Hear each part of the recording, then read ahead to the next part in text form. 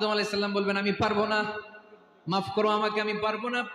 ওই যে ভুল করে গন্ধম খেয়ে ফেলেছি, নিষিদ্ধ গাছের ফল খেয়ে ফেলেছে, আমি বড় লজ্জিত অনুতপ্ত, আমি পারবো না। আজকে আল্লাহ এত রাগান্বিত হয়েছে, আগে কখনো আল্লাহ এত রাগান্বিত হয় নাই, ভবিষ্যতে আল্লাহ কখনো এত রাগান্বিত হবে না। আমি পারবো না, এক কাজ করো, তোমরা নূহ আলাইহিস সালামের কাছে যাও। কোন নবী?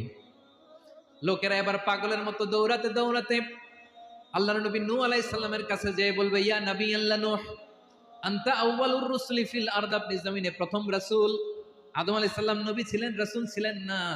এই দুনিয়ার বুকে প্রথম রাসূল ছিলেন আল্লাহর নবী নূহ আলাইহিস সালাম।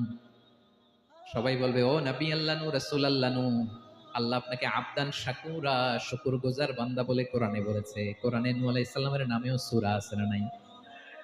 আপনি আল্লাহর প্রিয় বান্দা, প্রিয় রাসূল। দেখেন আমাদের কি দশা, ঘামতে ঘামতে শেষ। জমিনটা তামার জমিন, সূর্যটা মাথার কাছে।